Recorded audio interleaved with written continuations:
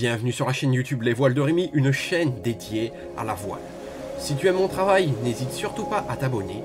Et si tu veux suivre mes autres travaux, n'hésite pas à t'abonner à mon compte Instagram. Les liens s'affichent en ce moment même, où tu verras différentes photos.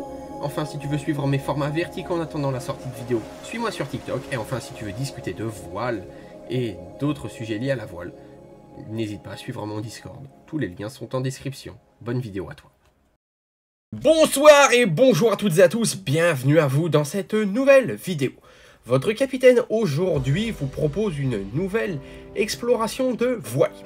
Aujourd'hui nous allons voyager dans un pays assez proche, l'Espagne. Vous allez voir que ce navire fascinant va vous faire voyager jusqu'au bout de l'univers. Ce navire c'est le Pascal Flores. C'est une goélette, elle a été construite en 1917. Elle mesure 34,14 mètres. Elle a un maître-bau, donc qui est un type de voile de 8,60 mètres, un tirant d'eau de 3,82 mètres, et son poids est de 210 tonnes. Comme vous l'auriez compris dit en début de vidéo, il est donc en Espagne. Donc le Pascal Flores fait partie de la flotte de la voile de Torrevieja, qui est une ville située dans le sud-est de l'Espagne. Il était consacré au transport de fruits, de sel et de diverses marchandises naviguant de l'Espagne jusqu'aux Caraïbes. Au fur et à mesure des années, le voilier a changé de propriétaire, a subi de nombreuses modifications de structure avant de finir ses jours en Angleterre dans le port de Milford. Le terme donc de paillote vient de l'anglais pilsboat, qui veut dire bateau pilote, mais il était également connu sous le nom de schnower. C'est du français goélette et du breton gouelin qui signifie mouette. Beaucoup de paillotes ont été construites par les Calfa de chantier naval de cette ville. Le Pascal Flores en faisait partie et a servi au transport de fruits, de sel et de frais diverses.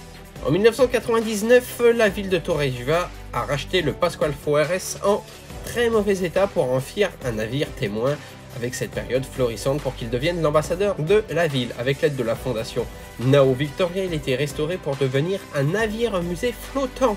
Aujourd'hui, le Pascal Flores navigue dans les ports du monde entier et participe aux principaux festivals maritimes européens tels que la Semaine du Golfe, l'Armada de Rouen. Et il représente la réplique de la Carac Nao Victoria.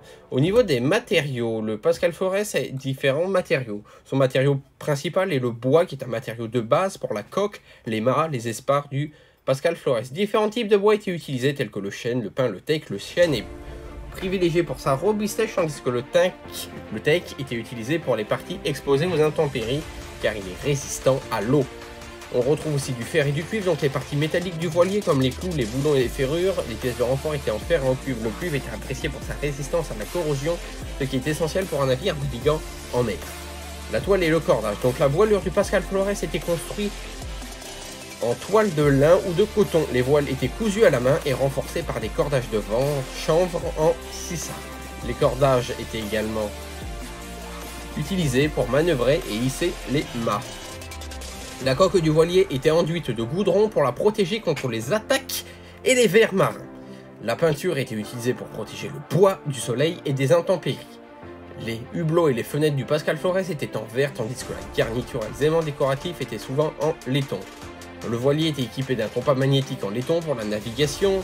D'autres instruments de navigation tels que les sextants et les astrolabes étaient également utilisés pour déterminer sa position en mer. Bonjour, on se retrouve donc pour la dernière partie de cette vidéo tout simplement, donc qui va être la partie anecdote liée au voilier. Donc comme de beaucoup de voiliers aujourd'hui encore à cette époque-là, dans les voiliers nous avons donc différents types de marins. Nous avons des voiliers des marins, bon bien qu'ils font de la voile mais bon bref, des voiliers et des marins expérimentés, peu expérimentés et débutants. Donc on a un mélange donc de compétences. On a aussi des cuisiniers, on a également aussi des visiteurs donc qui venaient de temps à autre visiter le voilier. Maintenant aussi au niveau des conditions difficiles, on avait donc des tempêtes qui pouvaient arriver. Il y a des histoires à ce sujet qui indiquent tout simplement qu'il aurait été sauvé brièvement de lourdes tempêtes. Heureusement, l'équipage était assez conséquent pour faire face à ce genre de problème. Enfin, nous avons aussi un mystère qui circule. Un des capitaines donc, du Pascal Flores aurait oublié une cargaison Et cette cargaison aurait été trouvée sur une île déserte, bien que aucun marin ne l'ait trouvée, car une légende indique que comment dire ça, que le mort de ce capitaine-là protège jalousement son trésor. En tout cas, je vous remercie de m'avoir suivi donc pour cette vidéo. J'espère que cette vidéo vous aura plu. Comme d'habitude, vous connaissez la chanson, n'hésitez pas à vous abonner, liker cette vidéo. Et nous, on se dit à très bientôt pour de nouvelles vidéos. Salut tout le monde.